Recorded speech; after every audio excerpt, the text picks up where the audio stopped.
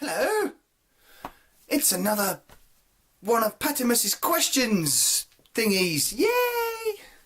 I like these because then I can get out and about and do crazy things and mess around with cameras and make a general arse of myself, which is something I normally do.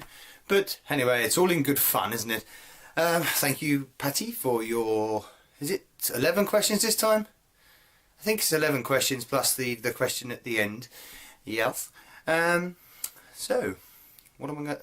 I don't even know what I'm going to say because we've got questions to answer. Very important, deep thinking questions. Oh yes. And here is the first one. A personality trait that annoys other people. Quite a few. People would say I tut a bit, or some people would say I tut too much. I don't think I tut too much. People say I do too much with my hands. I move my hands around too much when talking and explaining things. Again, I don't notice that. But I suppose the biggest, well, one of the biggest goes to definitely my that. Because I have some sort of sinus thing going on. I don't. It doesn't bother me that much. This double chin bothers me more.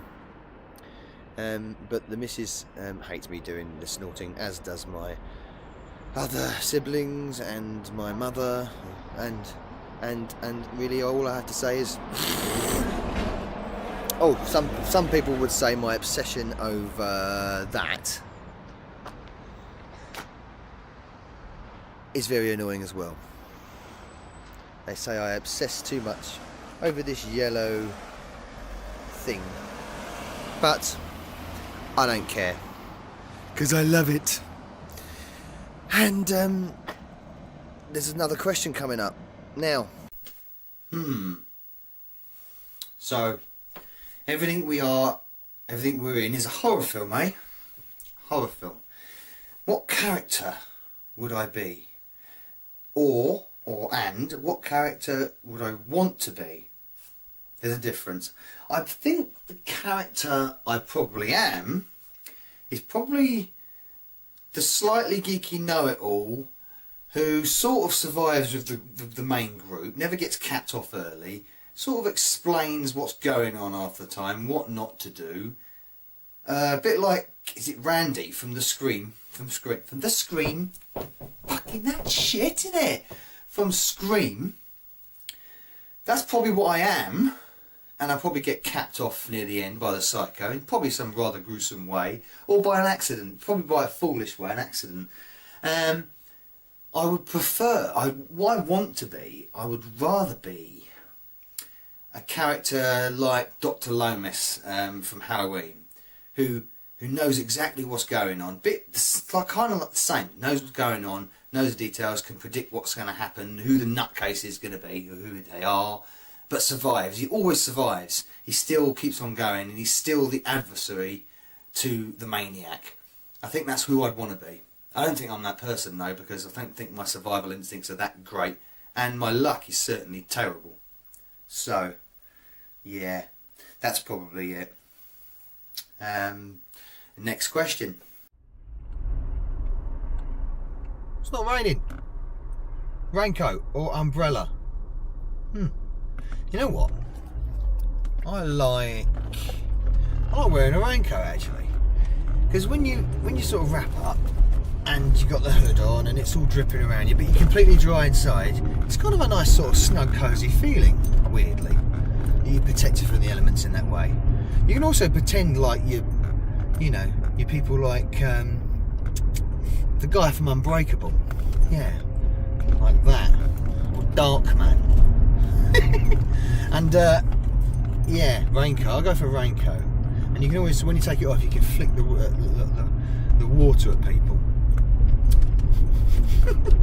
If you're that mean. Umbrellas are just pants, aren't they? Really, because no matter how expensive what your umbrella is, they all seem to break in the wind. You know.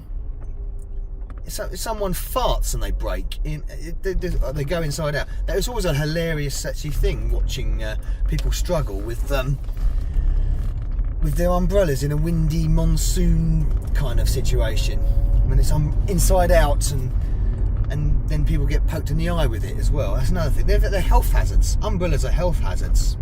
The Penguin from Batman proved that. They're dangerous weapons. So yeah, don't like umbrellas.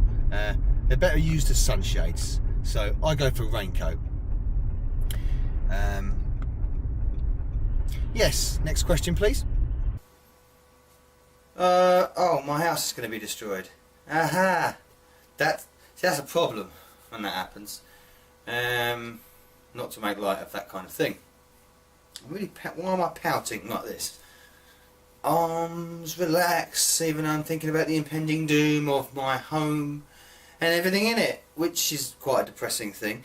Okay, my kids are safe, and my money's fine. Not that any of my money's here, not that I've got any money, and everything else is everything key to living is fine.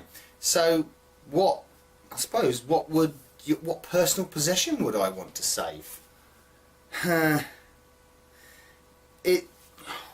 Despite the extensive console and game collection I have, and music, computer, my cat. Oh, my cat! Does that... Right, I'm including the cat under important things, family members, because that would be naughty. We are all animal lovers, most of us. So, it'd probably be that. It'd probably be my Red Dwarf collection. I don't know how I would continue living. But saying that, most things on this shelf, Red Dwarf related, are replaceable to a degree. More easily replaceable than another collection I have, which is one collection I keep whacking on about in my videos, which is my game collection from my GX4000. So it's kind of... I want that and that. I don't know. I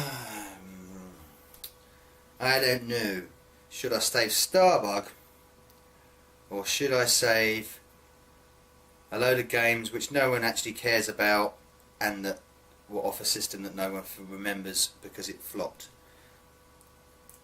I don't know which one would be more valuable. That would be more valuable actually, definitely.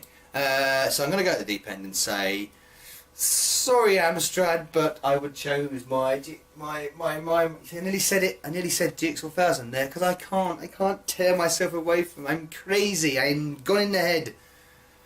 It would be my Red Dwarf collection. I would want that. I would want to keep that as it is. It's taken me years to get that, so it would be Red Dwarf would live on.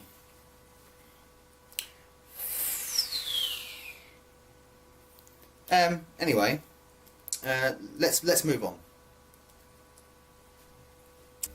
So, have I ever made a sandwich out of waffles? And if not, why not? I have to think about this one, to be honest. I can't remember. I'm not sure whether I have. It would be a cool idea. I think it would be very tasty if I did.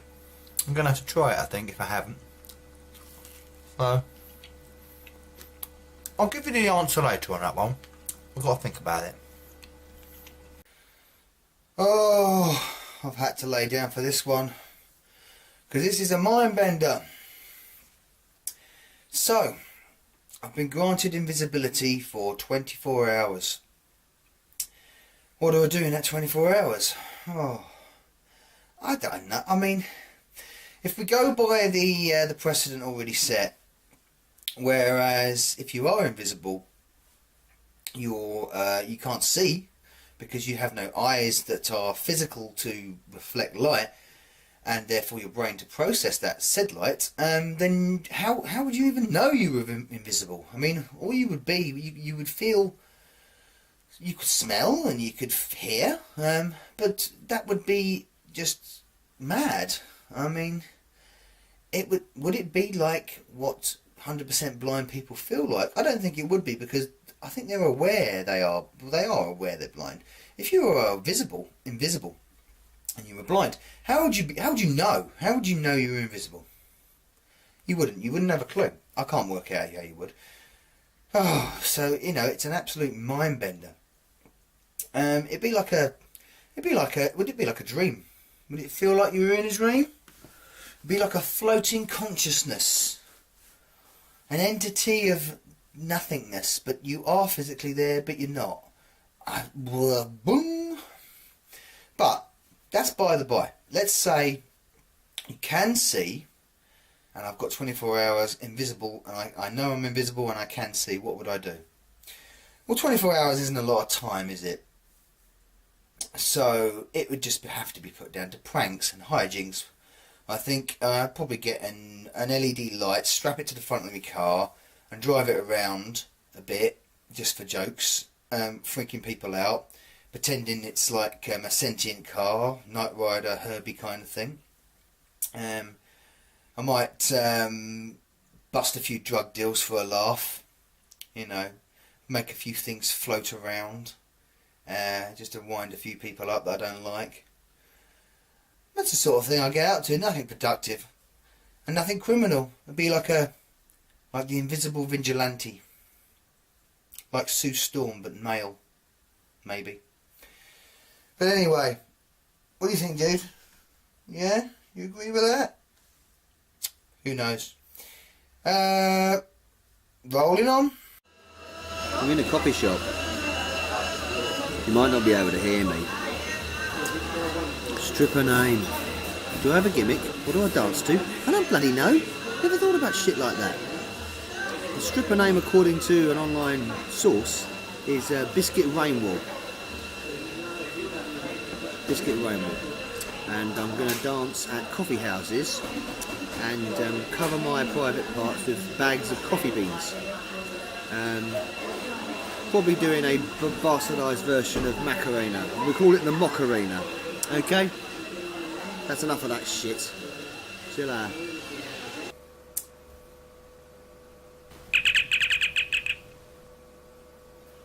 Yes? Really? Which Star Trek character would I be? And all the Star Treks, which I would be? Yeah, which...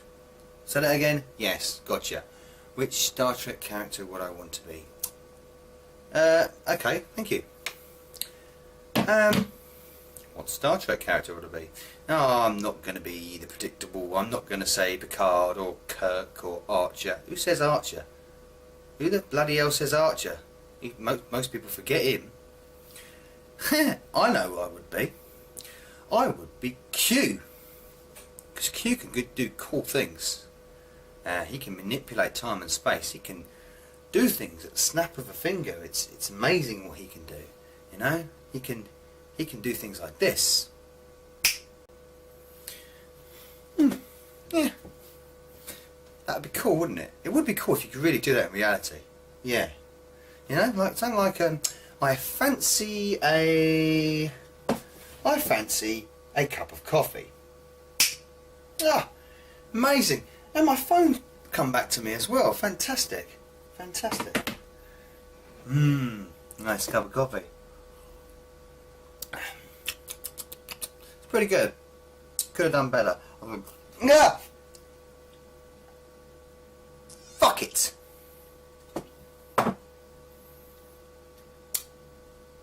I know.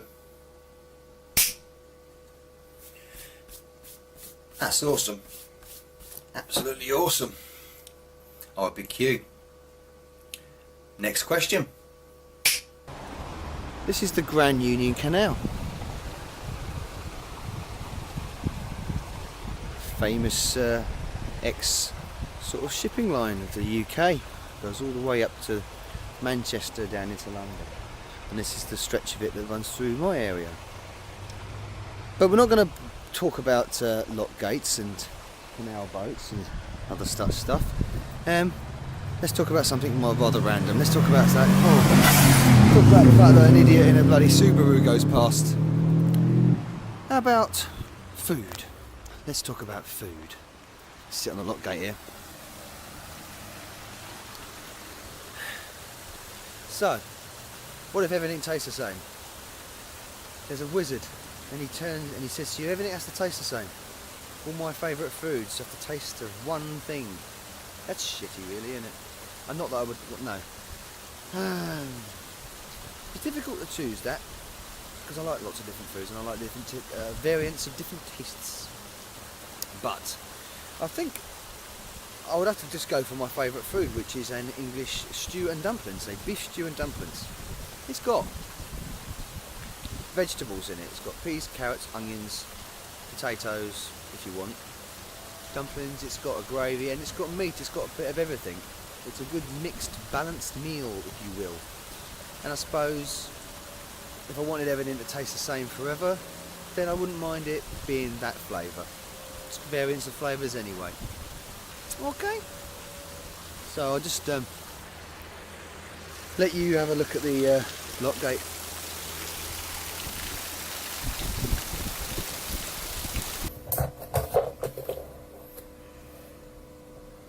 I'm being sent into space.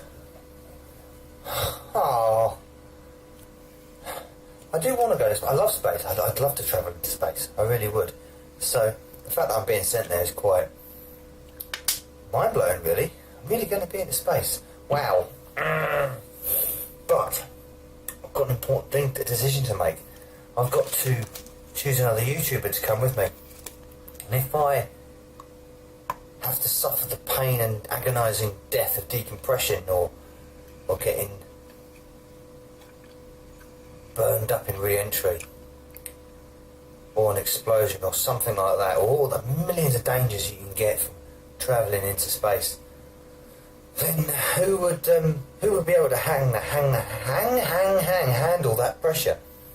But on the other hand, who would also be able to make light of it in a way that which would keep me sane, stop me going crazy, stop me going from space crazy?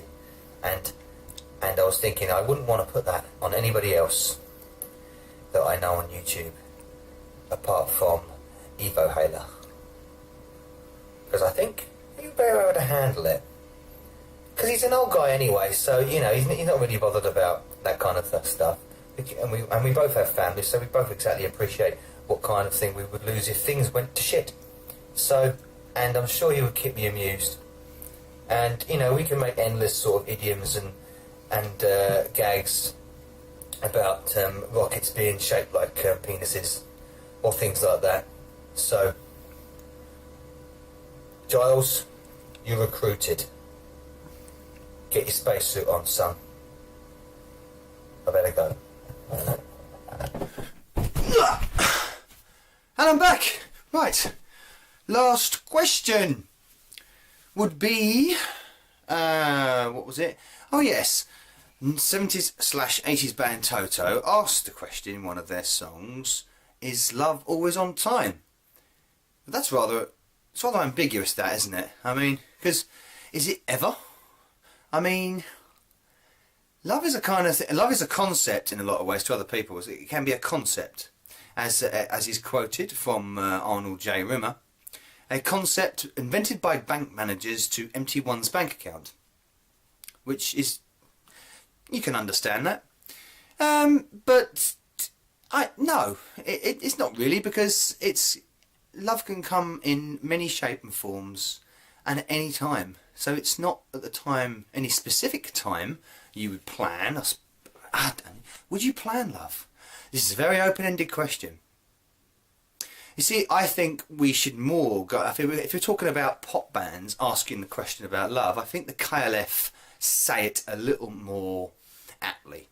They state, what time is love? And to me, it's probably a question with not any definitive answer. So, it's probably not on time. If it is on time, and if it is on time for you, then it's the right time. Okay. That's it. That's all the questions that our lovely lass from Wisconsin has given us. So, the question I have for you, it could be for you, or you, or you, whoever. It could be for you. I don't want to go all rude here, and I'm not going prying or anything, but if you had the chance to do it, what would you change about your body?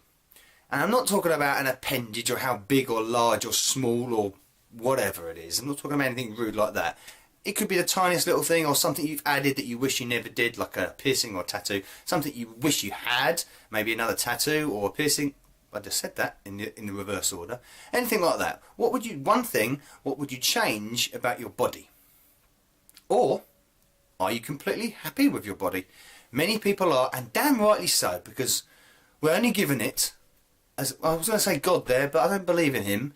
So I would say, yeah, just, you know, any part of the body you've got currently at the moment, what would you change? Not, you know, appendage, part, fingernails, toenails, hair colour, eye colour, whatever. You know where I'm going with this. Answers on a postcard. And again, thank you, Patti, for these questions. They really did twist my feeble mind on this one. And it was fun filming all this. It always is. I hope you enjoyed it. Patti, of course, for you. And I hope everyone else who's seen this I have not wasted your time. And you've managed to raise a smile from my tomfoolery. So, without further ado, Novabug, out!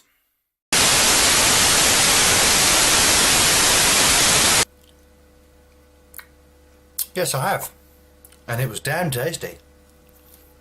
You should try it.